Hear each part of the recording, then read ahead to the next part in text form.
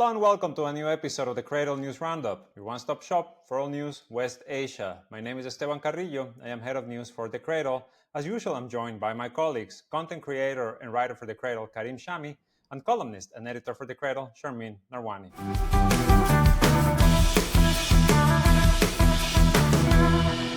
So plenty to discuss this week. It seems that every day more and more things develop here in the region. But let's start with the attack last night that Hezbollah conducted on the Golani Brigade in the district of Haifa, launching a drone, hitting an Israeli army dining hall, and killing dozens of soldiers. Well, according to the Israeli army, they killed 4. There's about over 60 casualties. We may never actually know how many they killed, but this was a very heavy attack that was apparently achieved by first overwhelming the Israeli air defenses with a barrage of rockets, and then allowing a drone to get by. And this has kind of been the story over the past couple of weeks of the war, since Israel, launched its ground invasion of South Lebanon. It seems that they really cannot make many gains on the ground or even against Hezbollah's long-range capabilities. We are still seeing rockets, missiles, drones be fired towards northern settlements, Haifa getting pounded almost daily. And on the ground, the Israeli army is facing a Hezbollah that has managed to really reconstitute its forces after the very heavy hits it received from last month on. Okay, so this was quite interesting. It came right on the back of that awful, shocking Israeli attack on Deir al-Bala, civilians in Deir al-Bala, Gaza, with incendiary missiles that burnt these victims alive. The pictures of actual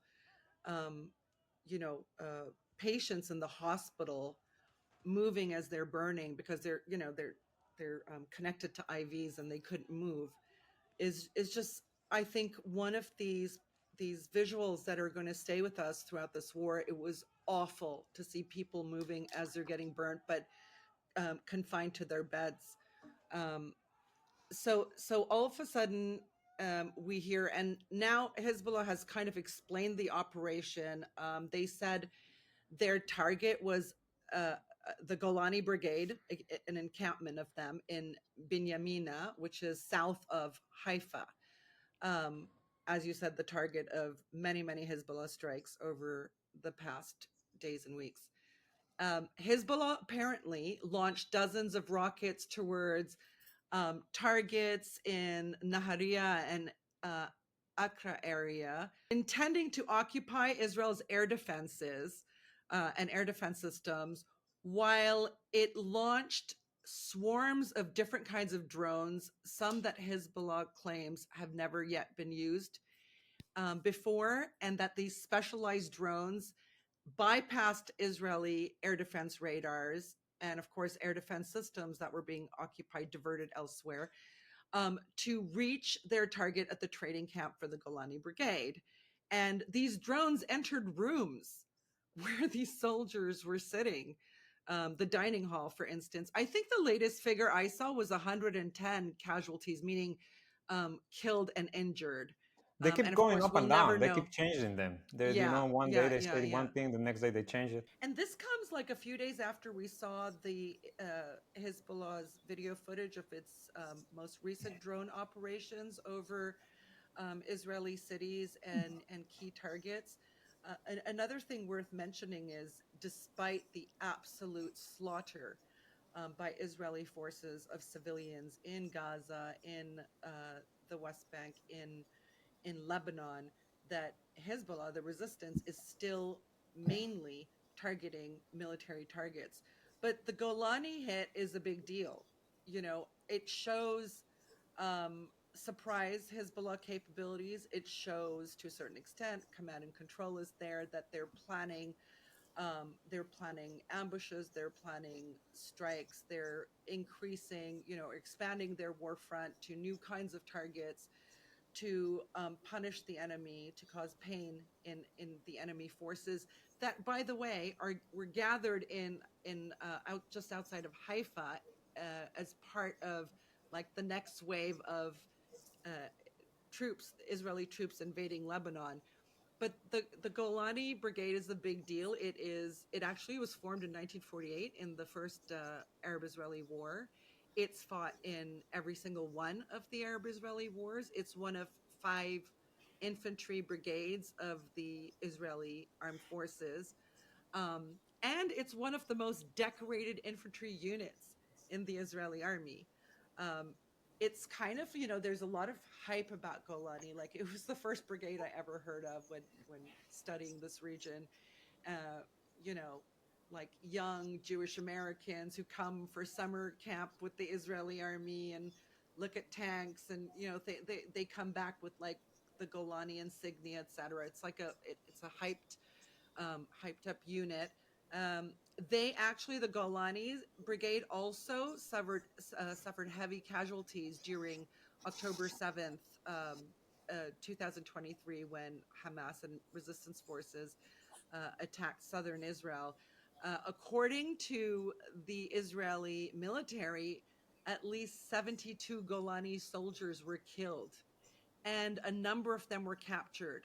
Part of the prisoners held by the Palestinian resistance over this last year, and that's kind of it. It's a big deal. It's a big deal to see this kind of operation, and it kind of mirrors the things Israel, the events that Israel started weeks ago, starting with the pager terror attack, moving on to the walkie-talkie attack, moving on then swiftly to assassination after assassination, just confounding the resistance, the Lebanese resistance and its supporters. And, this kind of attack has, I think, a big emotional impact for the Israeli military, and certainly for Israelis.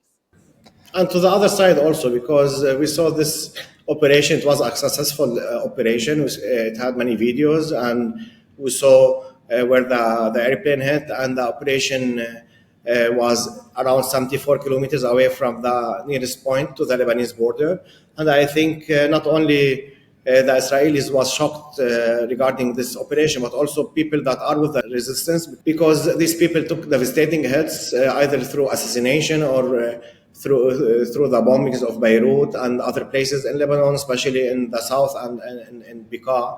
And this successful operation like gives hope to the people, because till now they are still waiting for a proper response from the Israelis of what they have done. And Hezbollah said that this operation was a retaliation of what happened 3 days ago when Israel bombed the heart of Beirut near Ras al Naba, and around 22 to 23 people were killed and others were injured. So Yeah. this operation is also important, not militarily only, but also emotionally and psychologically for the people of the resistance, as Sharmin said, also for the people of the Israelis, because now they can see what the capabilities of Hezbollah can do.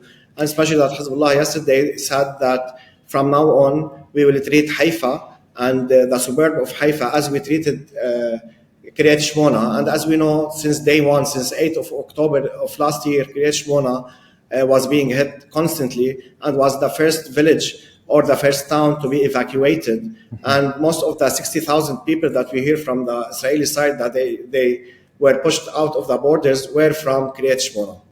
Importantly, it was just a week, 2 weeks ago, where we were reading headline after headline, Hezbollah's obituary once and for all. And there seems such a swift comeback.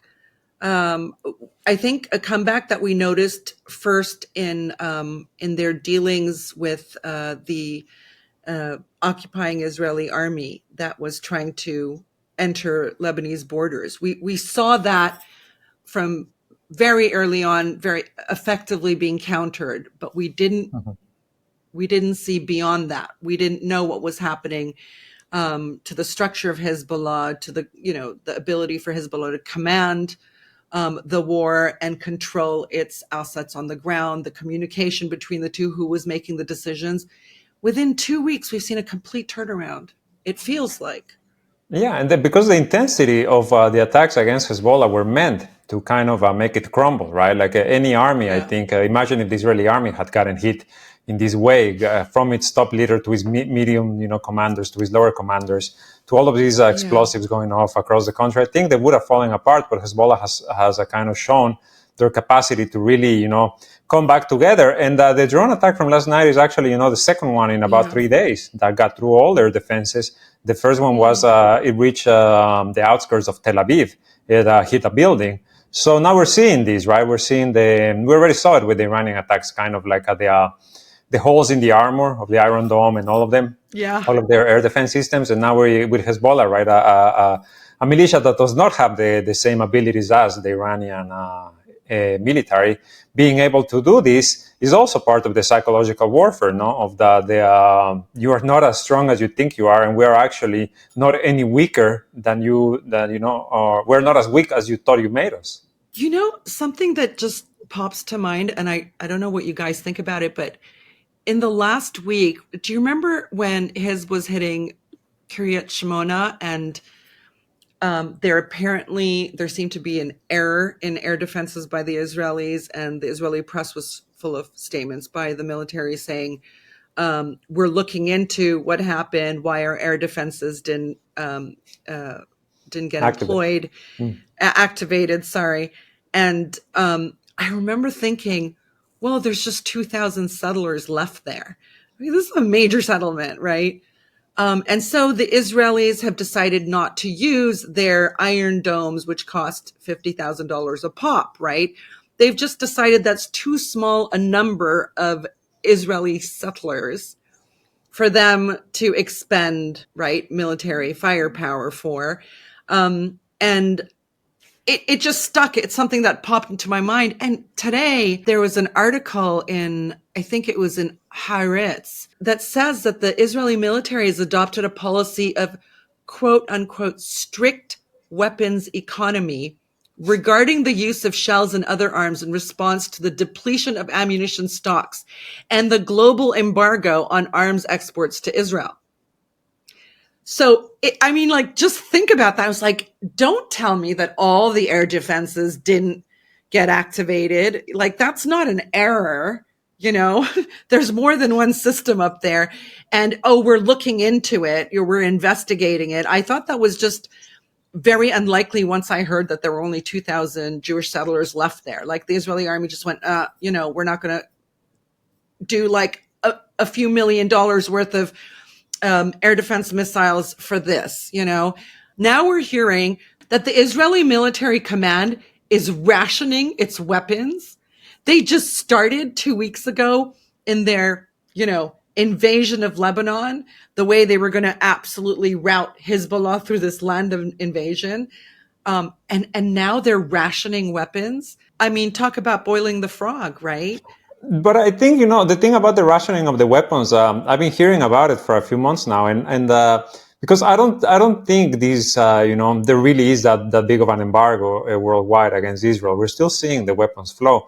We might be seeing more, like pushback, or like public pushback at least. But this whole thing about rationing, it started in Gaza before the Lebanon war expanded, and it was because they were using the shells, the tank shells, and the missiles, and the munitions, and etc. so freely, so openly, just to execute anything and anyone that moves in Gaza, that they were going through them so quickly, right? That's why in Gaza you had like tanks not fully equipped, going into Rafah or going into Khan Yunis. They weren't at full capacity. You remember the reports of the Israeli soldiers just opening fire out of boredom, or opening fire on like each other's positions because they didn't even know who was on the other side. So I think it's more a reflection of the fact of how the war of extermination in Gaza has been conducted, and now they are kind of running up against a wall against Hezbollah, which is dealing such heavy losses that I think is finally come. It's a bit like their come to Jesus moment. We cannot continue to act like we were acting in Gaza, even though we want to. We cannot, because we're going to run out of weapons very quickly. Yeah, and there is a Western munitions shortage. We know from months and months ago, at least 6 months ago, that big U.S. weapons manufacturers were turning down orders. They didn't say from where, because they had a backlog. I mean, because there's a lot of wars going on. You know what I mean? There's Ukraine, major battlefield. Now the Levant, major battlefield. And then, dozens of low-boil conflicts managed by the West, but in which they have either military bases or special forces, things like that. So yeah, it was bound to happen at some point. And it makes sense for the Israeli military to start doing this at some point. But it doesn't bode well for them, because this is just the start of the conflict. I don't think there's a shortage of weapons, especially for the Air Force. And there's not enough reports about the shortage of weapons for the Air Force. But for instance, what we hear from the fronts between Ukraine and Russia, there's shortage of artillery shells, and the West and NATO couldn't catch up with Russia, because it can manufacture faster and cheaper. But what the shortage might be in the region regarding the war in Israel and Lebanon and Palestine and Gaza is the shortage of air defense missiles. Because, for instance, Hezbollah can fire 100 to 100 missiles, which might not be even targeting important places. They might be a decoy, or they might be fired because the real operation will come after them, like what happened yesterday, and they will fire random missiles, and then the Hezbollah will, for instance, launch drones.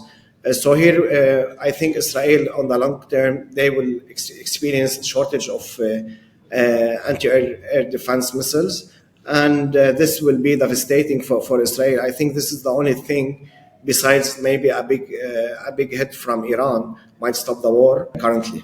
But I think this is also why yesterday you saw the Pentagon confirm that they're going to deploy the Terminal High Altitude Area Defense, the THAAD missile air defense batteries, including with soldiers, right? Where you're going to have U.S. boots on the ground in Israel running this air defense system, allegedly to prepare for the Iranian attack. But I think it's falls into what you're describing, Karim, which is they need some help at this point. Yeah, the THAAD will be used against the missiles coming from Iran. But as the report that I read, they only gave them one battery. I don't know, one battery can repel 20 missiles. And if it had 100% success rate, they can only hold 5% of the attack. That's the point. Of course, the United States is obliged to help Israel in any way it can. But the report says that they only gave them one battery. Maybe one battery will help them in the radars, but it will not be enough to hold a big operation from Iran. Last time, people that we follow and we trust, they said back in April, 7 to 9 missiles hit Israel.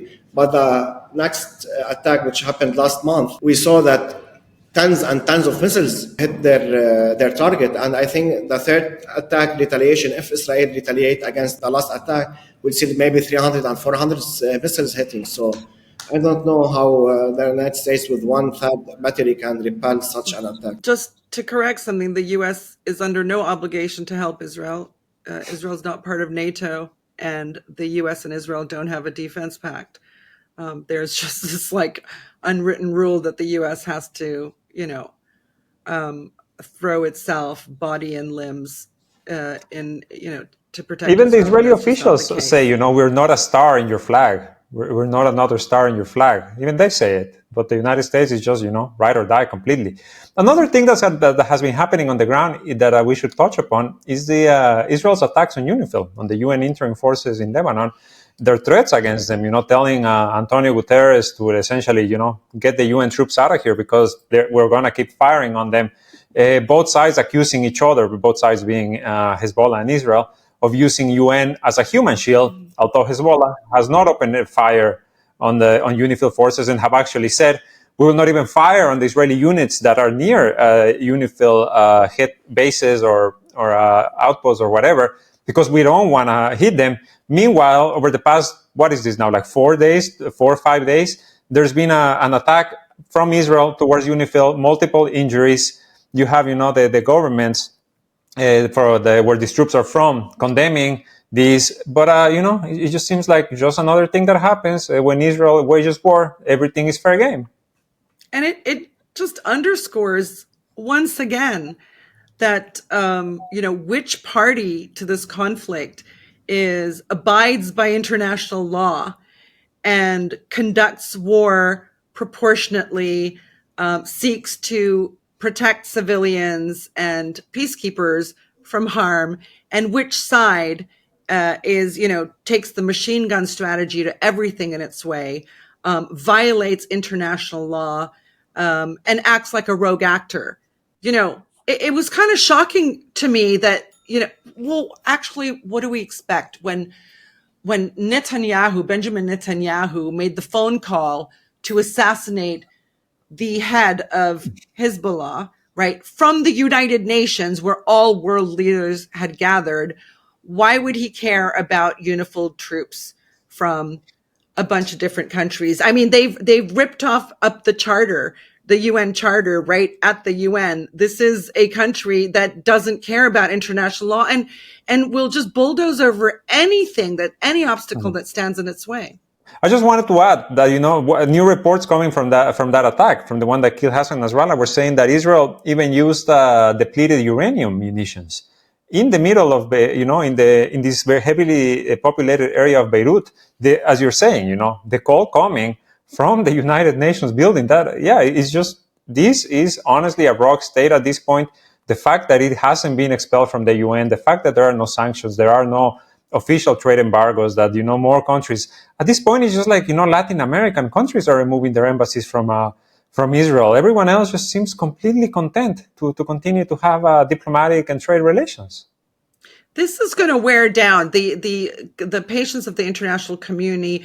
The fact that it makes them, who have ridden for decades on the coattails of freedoms and democracy and civilization, it just incrementally wears down all their narratives to a point where they're just, I don't think they're going to be able to sustain this. I think we are going to see Western nations one by one apply arms embargoes, or slap Israel with arms embargoes, exclude Israel from a variety of organizations and meetings. I think we are going to see that because it's gotten too much. And we have heard new voices, new European voices over Lebanon.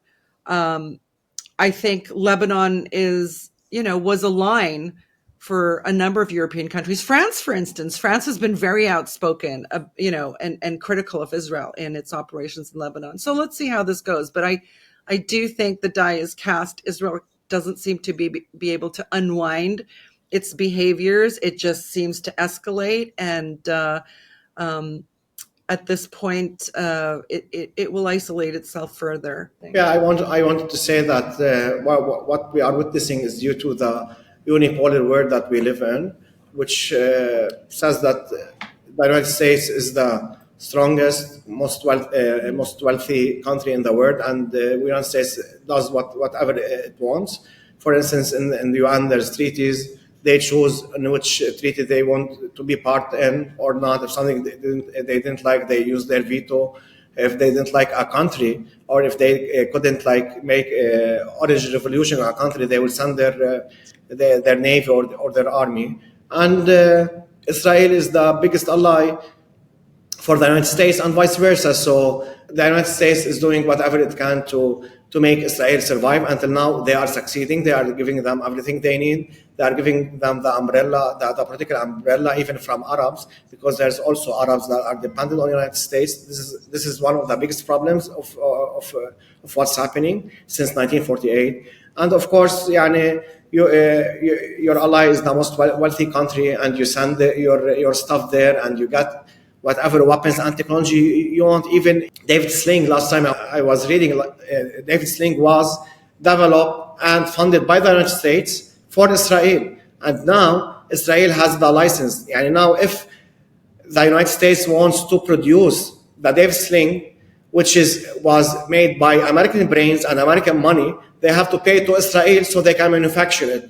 So they are too deep inside inside the United States, and simply they don't care. I don't think there's the international community now is ready to stand against the United States, because you can't stand against Israel if you don't stand against the United States. And the United States, I think, solely can provide Israel with any weapon that they need. We have to see what I think when the United States is weakened by time, Israel will be weakened, or this war will show us that even with or without the United States, Israel won't win.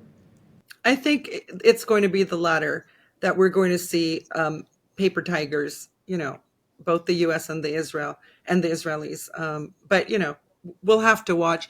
I think we should also talk about our article. The Cradle has on Sunday launched a new feature. You can see it in our bar at the top of our website. It's called The Warfront, and we will be bringing coverage and, I guess, explanations and descriptions of what is happening on the Lebanese-Israeli warfront in particular. We just did our first one, and I was very surprised today to see that Mohammed Afif, the official spokesman for Hezbollah, had on some social media platform recommended that people read this article at the Cradle to understand what's going on the front lines. So we're very happy with our military correspondent and hope to be bringing you more updates on this. And it's from the front, it's from the south. The news is coming from the south, not from various news outlets. Reuters sources. No, definitely not Reuters sources, because we're getting it right. So, I mean, our first piece kind of explains a number of things, that despite Israel's military buildup, its forces are still operating just in the border strip. Okay. These forces tend to do raids with their infantry. Okay. Supported by heavy artillery and air cover, right? Absolutely. They don't move anywhere without their planes and drones protecting them. They go in about 700 meters at the absolute maximum depth, and then do propaganda videos. They do a photo op. They do photo ops. They do photo ops, and then they retreat quickly. Okay. It's so crazy. They've made zero gains. Now, some of the frontline villages in southern Lebanon on the border with Israel are considered, quote unquote, militarily defeated. What that means is they're flat. They have geographical features that don't allow for Hezbollah and the Lebanese resistance to repel the enemy, so they don't bother. But these are generally villages that have been hit months and months and months ago and have been destroyed months and months and months ago. Israeli military is now trying to portray these as new gets, which is not the case at all. The geography of the South, which can be quite hilly and lush with foliage, which, by the way, for years now, Israel has been trying to systematically burn down Lebanese trees. We have an article on that. With the white phosphorus, too. Yeah, because they don't want the Lebanese resistance to have any place to take cover. But the foliage still exists. The hilliness still exists. These are beneficial geographical features for Hezbollah. They are not beneficial for the Israelis. And Hezbollah has already, in just these 2 weeks, shown Tel Aviv what it could be up against. In one area of the south, Hezbollah struck a tank that was on its way uphill. So the Israeli, Hezbollah, obviously, when you are in higher ground, you have a military advantage. So the Israelis want to scale some of these heights to switch that advantage, but Hezbollah waits. Okay, as they did in this one instance in Al-Bat area, to have actual Israeli a tank that was on its way uphill. This is terrain that requires bulldozers, tanks, engineering efforts to climb these heights. And this becomes a preferred target for anti-armor weapons to hit, and not just preferred target, preferred timing, to absolutely hit all of Israel's equipment at the same time when they're caught halfway up a hill, right? Mhm. And these strikes are easy for Hezbollah. They can be conducted from remote and relatively safe areas. So, this is their wait and watch scenario, but also on the border, Hezbollah isn't exactly waiting for Israeli forces to advance. It takes the initiative to bomb any concentration of enemy forces anywhere and their armored vehicles. We see this on a daily basis. The Hezbollah reports they put out now on a daily basis says we struck troops here, we struck troops there, we struck an armored vehicle here. I mean, they're doing this constantly.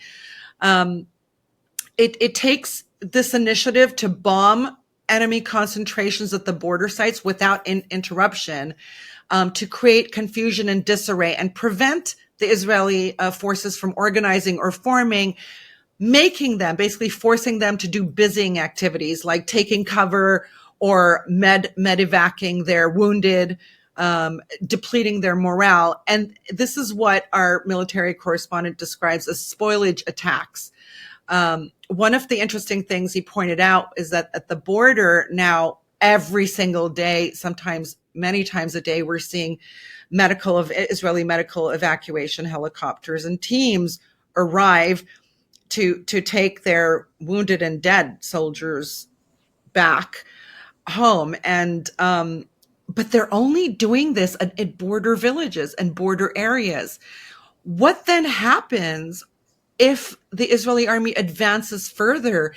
Will they dare to bring their rescue helicopters further in and wait for Hezbollah to potentially showcase air defenses that we haven't seen yet, to shoot down Israeli helicopters?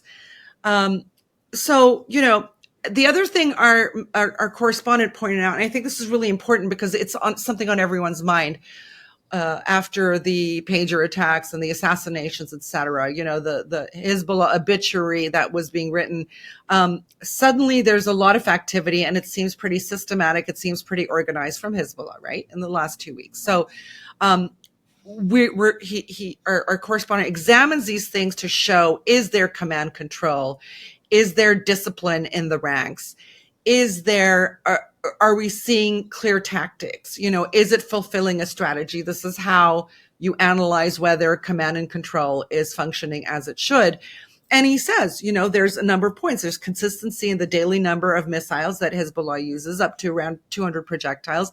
There's consistency in the objectives, in the nature and quality of their strikes, by hitting not just troop formations, but now systematically moving to hit settlements, towns, cities, villages, military bases in the north. Because don't forget, one of Hezbollah's goals is to ruin Israel being able to reach its stated military objectives, right? Which in the north is to allow settlers, to go back to their homes. Yeah. And in fact, now tens of thousands of more settlers are basically being displaced in the north. The distribution of firepower, that's another consistency that we've seen the last 2 weeks, in proportion to the availability of targets, means that Hezbollah's intelligence capabilities remain intact because they're producing, discovering, and delivering to their front lines daily targets through it has to be functioning command and control system, in real time, like we saw when they targeted the house in which EGOs, the elite Israeli units, were stationed in the north, as we saw just last night in Haifa at the, when 100 plus Israeli Golani troops were targeted. They're also very clearly planting explosives and ambushes and creating new innovative ambushes on the front lines and routes that Israeli troops are using or likely to use to get deeper into Lebanese territory. They're directing unprecedented missile strikes on the Haifa area, and other areas in the north. This is a new escalation. This is a new thing in this war entirely. and even directing missile strikes against Tel Aviv. So basically, he's saying that despite everything we've heard and despite the absolute setbacks for Hezbollah, with the assassinations, etc., we're now very swiftly seeing a complete turnaround, and we're seeing a functioning command and control. Let's see how that goes in the next few weeks. I think most of the people know that it's very difficult for Israel to enter South Lebanon, especially after the 2006 war and the increasing capabilities of Hezbollah. And of course, what they learned in Syria in the past 12 years. And the point is that maybe some people wanted to see more missiles from Hezbollah, because we know that in the ground, Israel can't enter or invade Lebanon, whatever they tried. But I think there was like a shortage in the missile strikes that people expected. Just yesterday, Hezbollah declared they will start systematically target Haifa. And 2 days ago, they said that Haifa now is not a safe place. And we know that this operation was initiated by Netanyahu. And he said that he wants to return around 60,000 people to their homes. But if Hezbollah started to target Haifa, we know that Haifa, as a city, it has 230,000 residents. So you can add these to the 60,000 and its surroundings, because also nowadays they are targeting Naharaya and from Nakura till Haifa. And also there's around 80,000 people that live there. That's one. And I want to mention something regarding what's happening on the borders.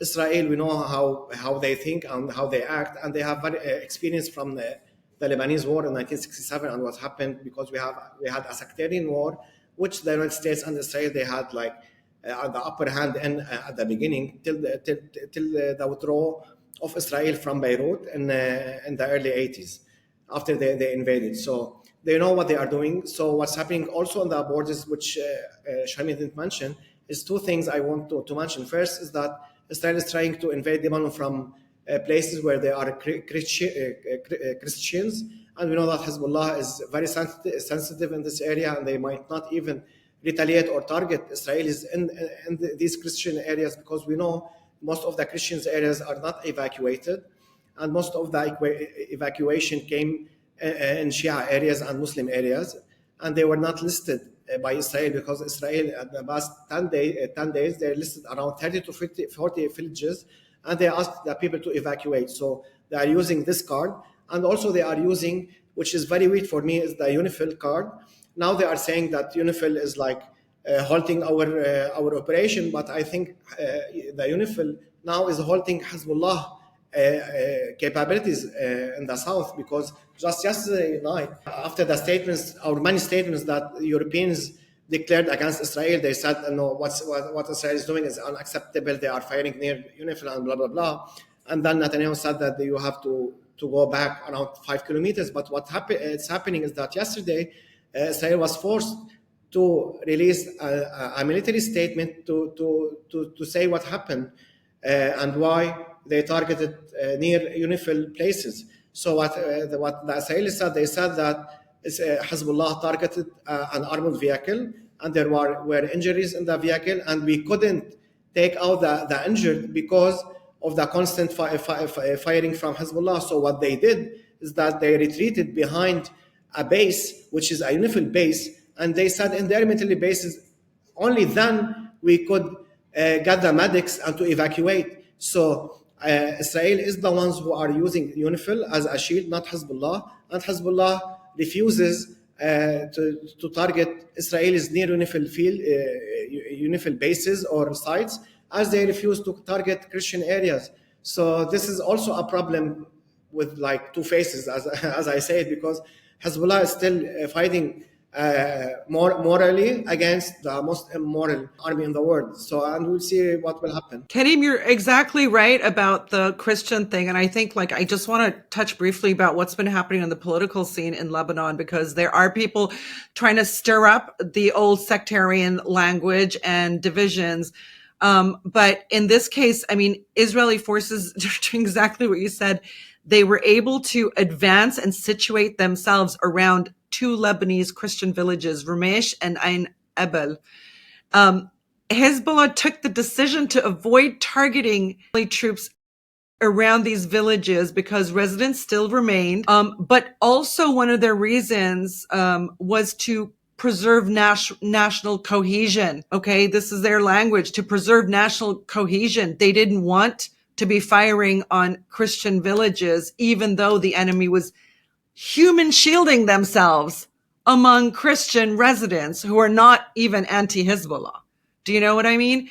And what's really notable for me, because I just can't take the Samir Jajas, the right wing The Sami Christian Gemayels. Lebanese forces. Yeah. And these guys, they're just like a one-trick ponies. They're hateful language, superiority. It's the kind of things we hear from the Israelis, to be honest. Very natural allies, but they have to be very careful not to step past a Lebanese line, which is that the state of Lebanon officially regards Israel as its enemy. And these guys need to be super, super careful in what they're provoking. Essentially, the United States, first of all, closing the door on diplomacy. Apparently, in the European Union, there's a German veto also against diplomacy, against even allowing, for talks for a ceasefire. You have Lebanese officials, the caretaker government. Again, let's remember, the Lebanese government that is currently, in functions is not even the actual government. It's just like there because the factions have never been able to come together to elect a president. They are, even they are giving like conflicting statements. You have Nabi Berri saying the U.S. is doing nothing. You have Najib Mikati saying, no, our allies are actually doing something. So, And you have the commander of the Lebanese armed forces, the commander of the Lebanese army, absolute zip, okay, saying nothing about Israel killing actual Lebanese soldiers. Under a rock. And Joseph Aoun, the military commander, is America's favored pet to be running Lebanon as its new president.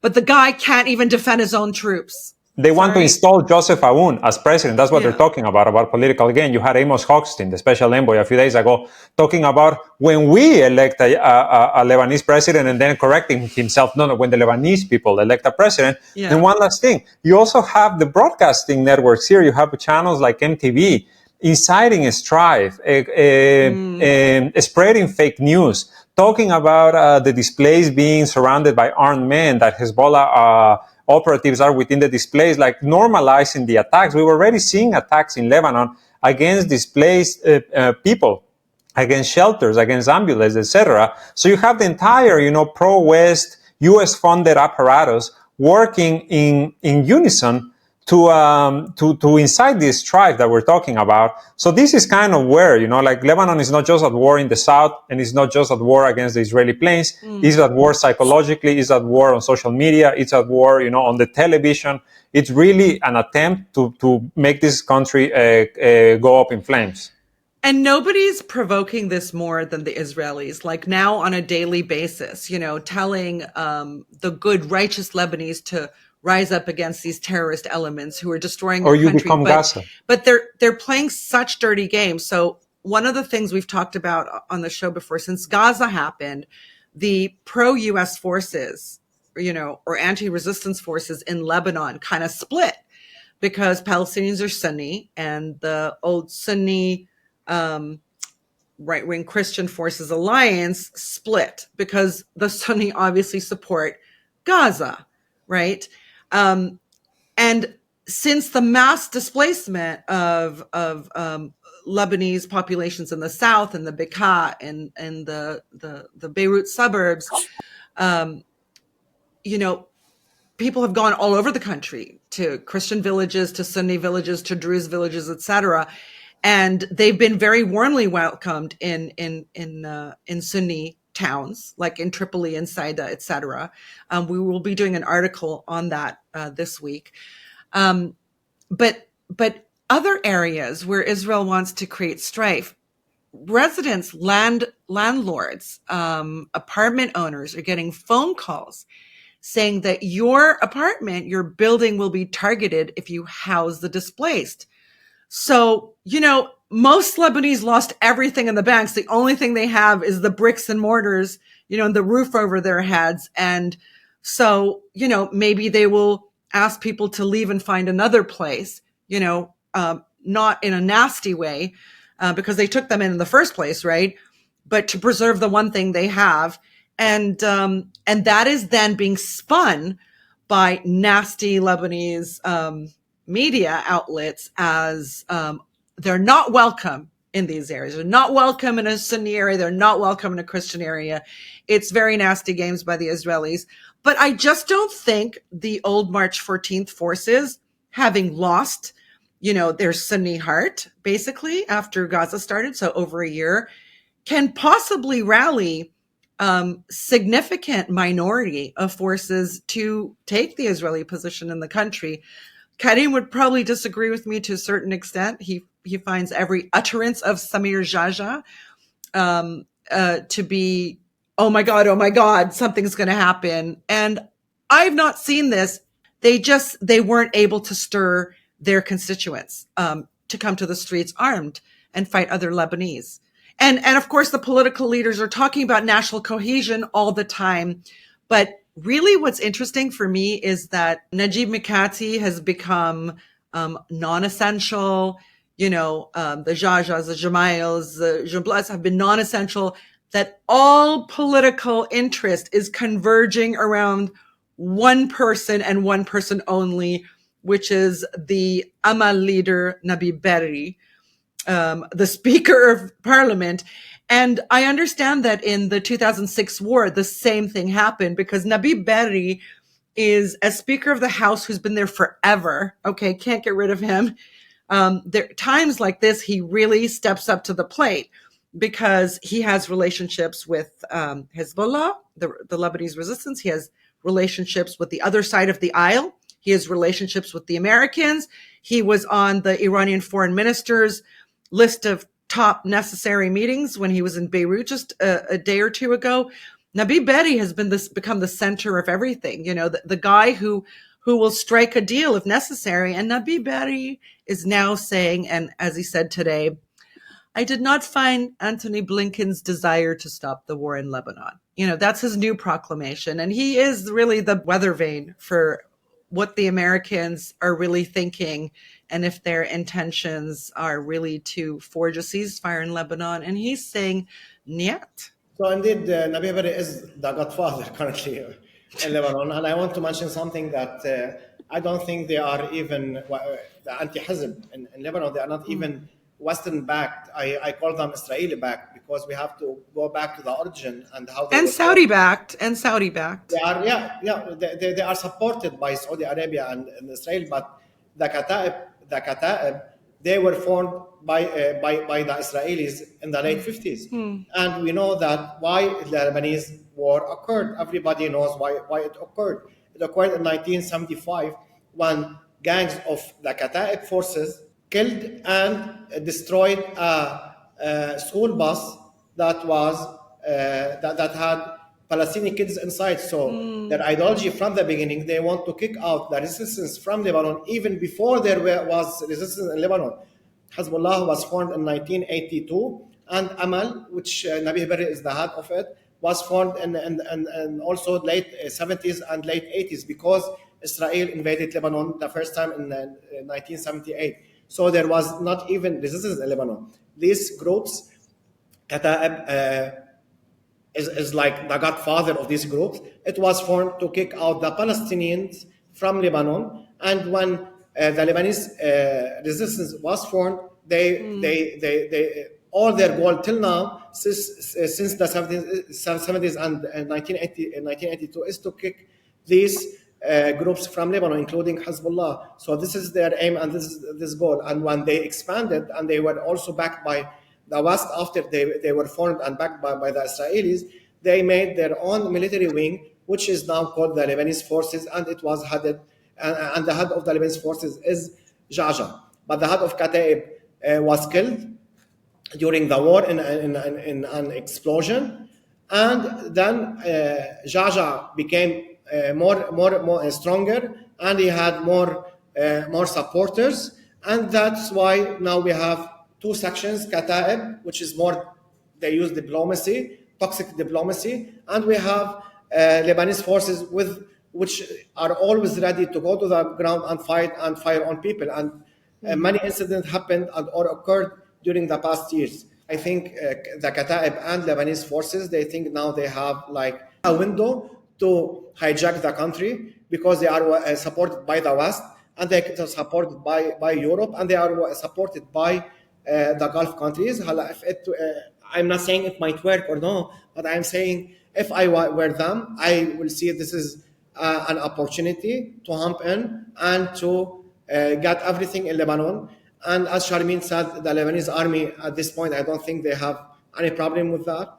They already have many judges under their armpit, and they have the support of the West, and including France, because of course what Macron is saying, not because he loves France, he loves Lebanon. I think because he also sees the same window that this is an opportunity to really fight Hezbollah and take over Lebanon with his allies, which are Kataib and Lebanese forces, because they usually do the nasty political stuff in Lebanon, France and others. And now what's going on the battlefield is being spearheaded by Israel. So I think they will try their best to do that in media, and maybe you will see that they will ask the UN for like a meeting, and they will get people from them to talk, and we'll hear people say, oh my gosh, foreign intelligence sources descending upon the city, of Beirut, paying people to demonstrate, protest, make statements every day in the media to create this. But, I think what we've seen, and I keep saying, like, their media may dominate the narratives, but yes, we in the region now control the outcomes on the ground. They can make a lot of noise and worry people and maybe even influence some people. But who's willing to go and fight to the death over this on the streets? Yeah, I still have one point so the viewer can understand more Lebanon and what's happening. So the problem is in Lebanon and regarding Hezbollah and what's happening is that these parties, they have chunk of Lebanon, and they have geographic chunks of Lebanon. Yani for instance, if you go to Beirut, you will not see people with whole Beirut, with the suburbs. You won't see people with Lebanese forces. You won't see people with Kataib. If you go to the south, the same. If you go to the north, the same. If you go to Bekaa, but they have strongholds in the Lebanese coast, which is a very important coast in Lebanon, and it has like factories and have many brands, and they have many people go work there, including Christians, Shias, Sunnis, and everybody. So this is the problem. They have the ability to close their areas, which are like 20% of Lebanon, because they have strong hold there, and they will not be in danger. They are not stationed in places where they have enemies. So it's easy for them to close it, and maybe to close the road. Maybe we'll see people from them asking people for their ID. If they are like Muslims, they will not allow them to go on and on. And this is dangerous. This is what I always talk about. I know. I love the way that you always think, Karim, that everything can change in Lebanon overnight by a militia closing a road here and there.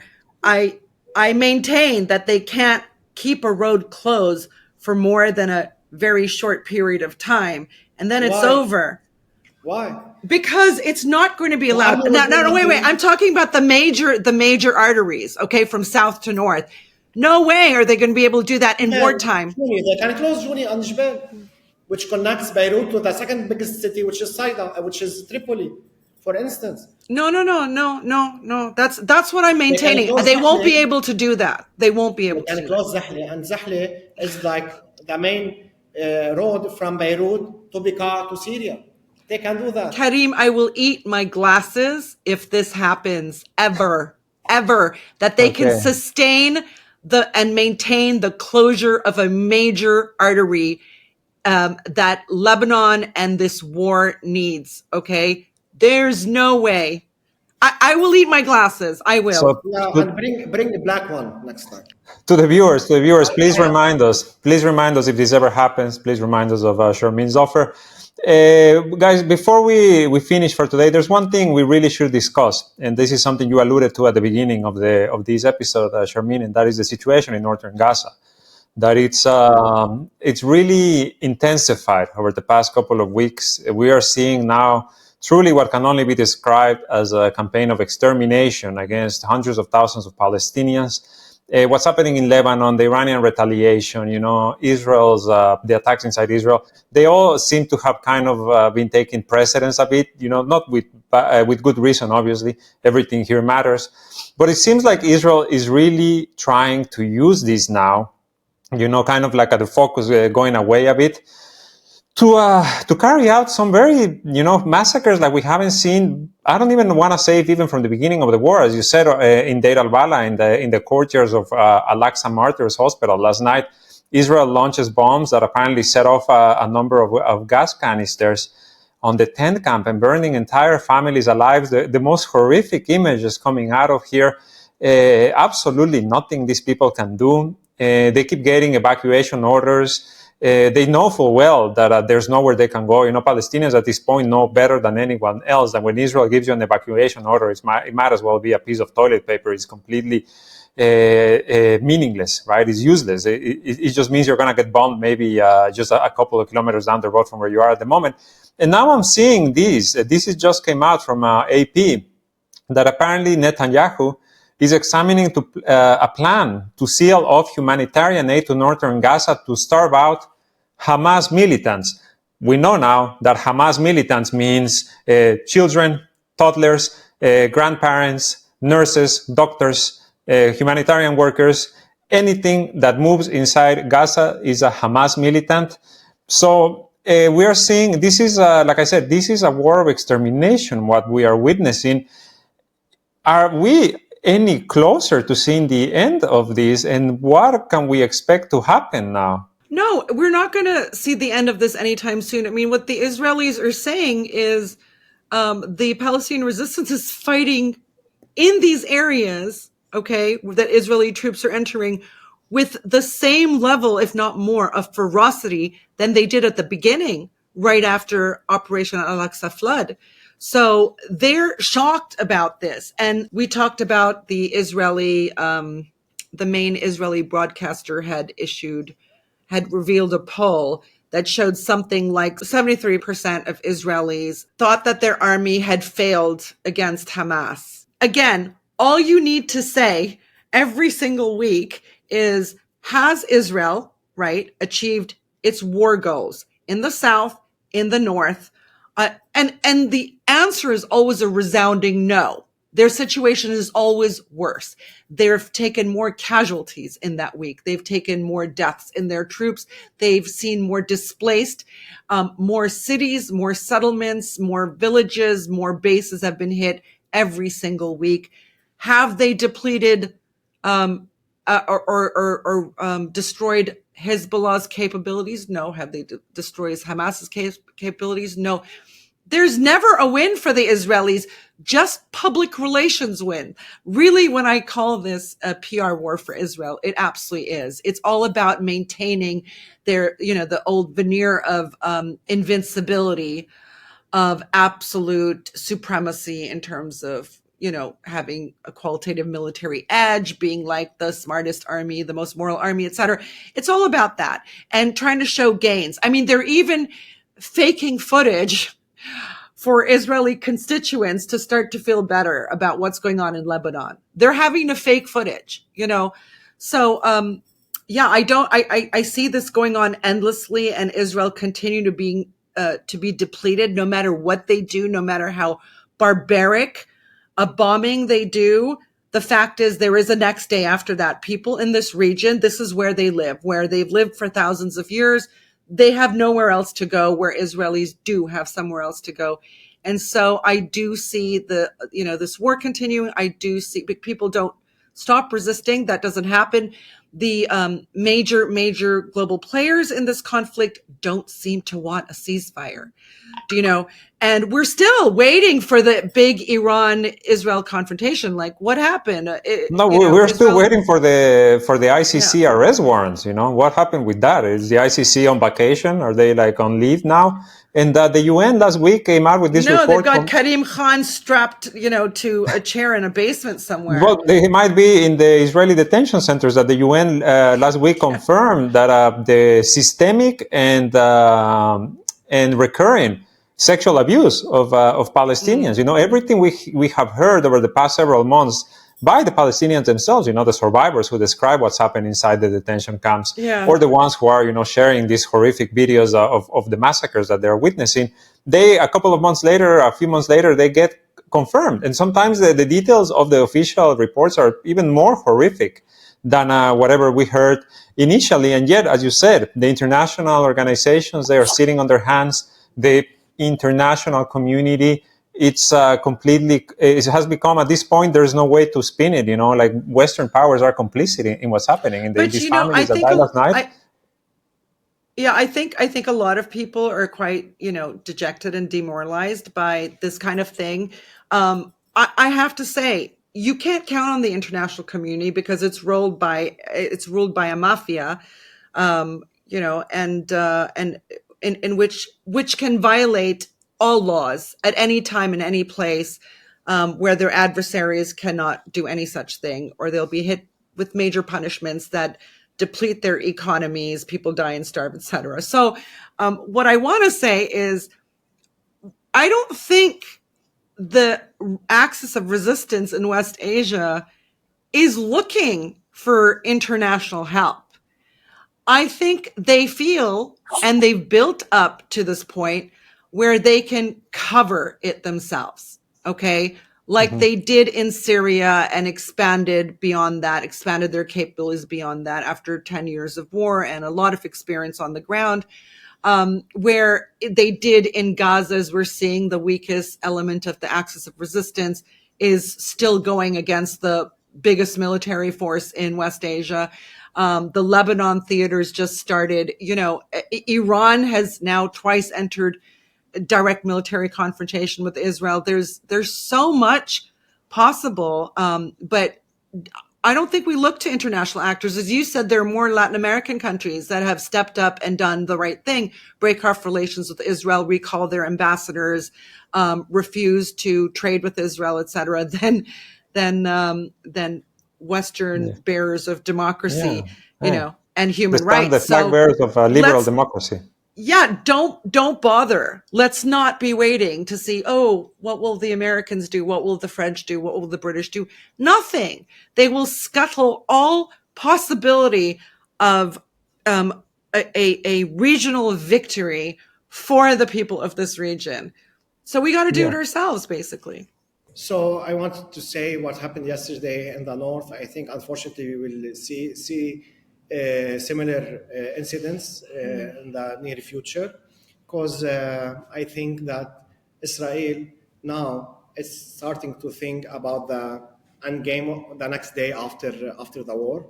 And I think in Gaza, you think? I think, it's after 1 year, and the most question that is being asked to Netanyahu is this. So I think that because what I read in Hebrew media, at least in the past 6 months, is that in Gaza, what they want to do is they want to annex Northern Gaza.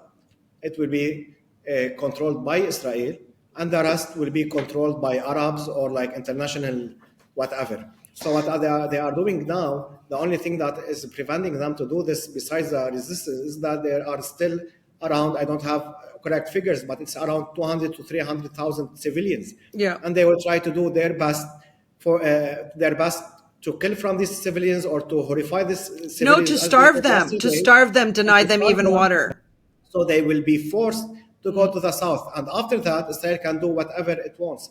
So I think these 200, 300,000 Palestinians are very, and their decision and their actions is very critical to the future of the region. I know that most of the people that are suffering are civilians, but also Israel is doing whatever it wants, and even Arab countries, or powerful, as we say, or wealthy Arab countries, I think they are not even like sad of what's happening. I think some of them, they are telling Israel, "Yalla, finish it fast, finish this hadith, so we can move on."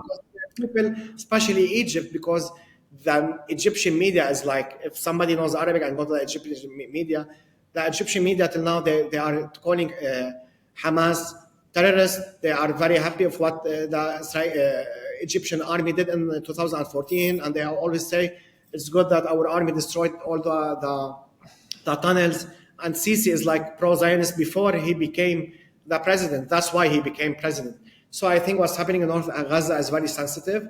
I think the only way for Israel to say, okay, we did something, is to take Northern Gaza and say, now this is a buffer zone. This is like 10 kilometers. So most of the weapons that Hamas had, which are like from 10 to 15 kilometers, now they don't harm the people that live in Northern Gaza, because, for instance, Ashdod is a very important city in Israel. It is like the fourth most populated, or the fifth, and is like only 10 kilometers away from Gaza. I think that's what they are trying to do. And I have only one comment. When you talked about what happened yesterday, and we saw tents are being burned and people burned alive, the audacity came from the Israelis a couple hours later, and they had an official statement saying that they used precision weapons to prevent killing civilians, and that all who died are like Hamas operatives and a command center of Hamas. And even though after two hours we saw all the videos and we saw people on the bed can't even move, and the fire is eating them. So the Israelis go extreme in this stuff, unfortunately. But at the end of the day, we're going to have a big problem. Like, I mean, these guys aren't going to get away unscathed. I mean, I think like Mohammed bin Zayed and Mohammed bin Salman and some of the Gulf leaders, because they have, money and complacent populations, or well-fed populations, will manage to hang on to power, but have to swallow some things, right, in the aftermath of this. But people like Sisi in Egypt and Abdullah in Jordan and even Mohammed VI in Morocco, are being viewed as so shameful right now. I mean, again, in Arabic, it's like the curses flow. They flow, and it won't be long, in my view, before they'll be flowing within their own countries, maybe openly even. So I think these guys have tied their lot to the Israelis. They really have. Forget what they're saying publicly, but for decades now, they've tied their fortunes to the Israelis. Any Israeli loss, if the frog is boiled, so are they. Unfortunately, I disagree regarding something you said, that Charmaine, I have to disagree. No. I love it. Go for it. Okay, so unfortunately, I think they will still have power, although nowadays they only have power on the Arab families that live there and on some of their media outlets that like pay for famous people to not talk against Israel. And even like, unfortunately, for instance, even singers or artists, they are getting paid not to like have a song or a movie with the Palestinians or talk against Israel. So let's put this aside. I think until the main Arab countries remain poor, we will see the effect of Saudi Arabia, Qatar, and UAE in the region. Because these countries, they have no history. They didn't participate in anything regarding the Arab history. For instance, we study Arab history for 2,000 years. We know Yemen, we know Iraq, we know Syria, we know Egypt, we know Tunis, for instance. And suddenly, 30, 40 years ago, we saw these countries that we know nothing about. They are tribes living there. Suddenly they have money, and the West came, and their mentality is purely Western. Okay, they drink coffee, Arabic coffee, and they put white scarf on their head. But that doesn't mean they are Arabs. The real Arabs are the people that fight for Palestine, the real Arabs that they historically fight for the actual Arab problems or Arab Causes, like the Arabs that fought the Crusades, the Arabs that fought the Turks, the Arabs that fought the Mongols, and their history and their geography were never part of it. So unfortunately, that's what's happening in the Arab world. We have people that were manufactured, if it's the correct word, by the West, including Saudi Arabia and UAE and Qatar. And for instance, UAE, they had their independence from the Brits only in 1976, if I'm not mistaken, 1974. And they purely follow the lead of the West.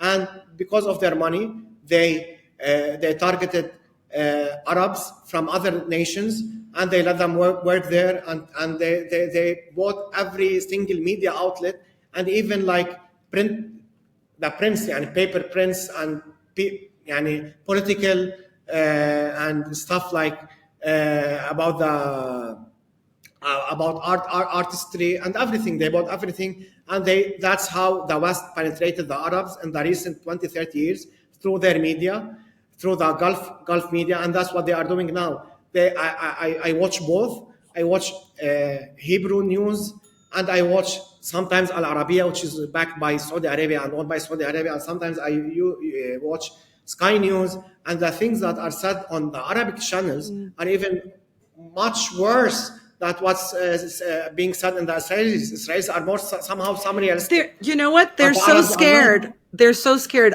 Like I said, I think their fortunes have been tied for so long to the West. If America turns out to be a paper tiger in the big regional confrontation taking place now and in the future, if Israel collapses, then their fortunes are finished, and they will suck up majorly to the victors, in my view. So while the Israelis, Benjamin Netanyahu and others, are talking about now crafting a new Middle East, right? Language we've heard before. And the Americans are thinking, well, we're going to craft a new Lebanon, right? We're going to select a new Lebanese president. We're going to create a new country. We're going to destroy the resistance.